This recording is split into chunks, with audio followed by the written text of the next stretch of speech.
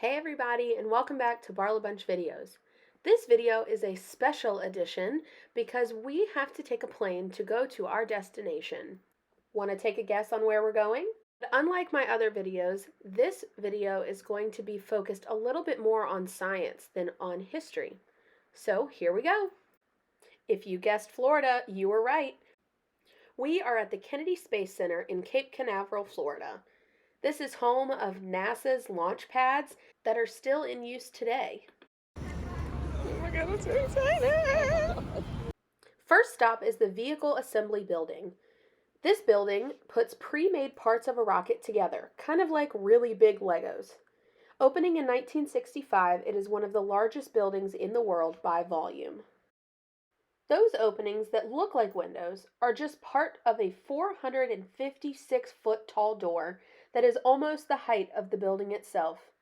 Taking about 45 minutes to completely open and close, they are the largest doors in the world. To learn more about the crawlers that transport these rockets, click the link in the description below.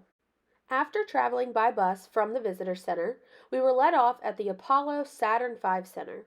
My mom and I were super excited when they opened the doors to reveal the actual Firing Room 1 as it was on December 21st, 1968, during the launch of the Apollo 8 mission, which was the first manned spacecraft to orbit the moon and return safely. The next part of the museum is all about the Saturn V rocket. 13 of these 363-foot tall rockets were launched from the years 1967 to 1972. Although there were 13 total, this is one of only 3 left. The Saturn V rocket measures 60 feet taller than the Statue of Liberty and 6.2 million pounds in weight. That's the same as 400 elephants. And I can't skip over how powerful this rocket really is. It is more powerful than 220 F-18 jet fighters and has about 160 million horsepower, which is 7,000 times more powerful than the Daytona 500 starting fields. Now before we move on, I want to show you the Astrovan. This is the van that would take the astronauts from the Space Center to the launching pad. This is the one used in the late 60s and early 70s during the Saturn V missions. On April 1st, 1969, Dr. Max Faget tossed this model towards his team of engineers. These engineers were hard at work trying to land a man on the moon, but they also began creating a revolutionary space vehicle for NASA known as the Space Shuttle.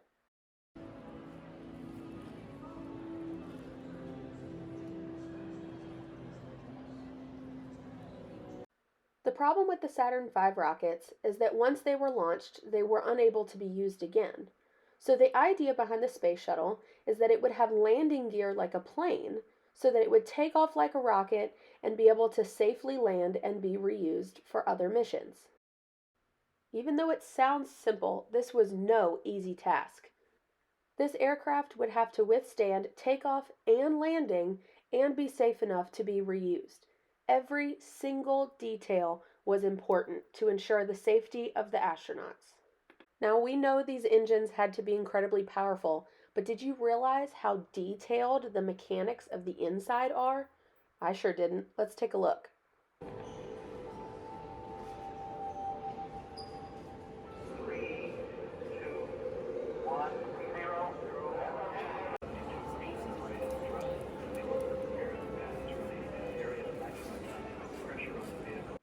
This infographic was one of my favorites. It shows just how hot these engines can get. Let's take a closer look. 550 degrees Fahrenheit is the hottest your oven at home can get. Then we see at 2,500 degrees is the temperature of 4th of July fireworks, still incredibly hot. And then all the way to the right, we finally get to the temperature of the inside of the engine at 6,000 degrees Fahrenheit. Seeing the inside and knowing just how hot these engines get make me appreciate the amazing scientists that work on these incredible machines. I've learned so much about this spacecraft, but one of my favorite pieces of information I get to share with you is that each piece is labeled with a specific code that allows the scientists to make notes of damage done to different parts of the ship. One of the other challenges that the engineers had to figure out is that if the space shuttle lands somewhere other than Kennedy Space Center, how are they going to get the shuttle back? Well, someone said just buy it a plane ticket. While I'm sure it was meant as a joke, that's kind of what they did. They designed this specially created aircraft that allows the space shuttle to be attached on top and flown back home to Kennedy Space Center. Now, I know you have a ton of questions about what life was like on the spacecraft, but NASA has so many videos on their website made by real astronauts while they're in space about what their life looks like.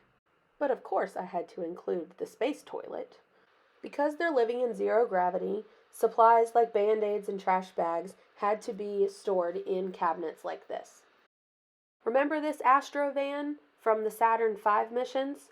Well, it's gotten an upgrade since then. The Astrovan used for the Space Shuttle missions was an Airstream motorhome. Not too shabby.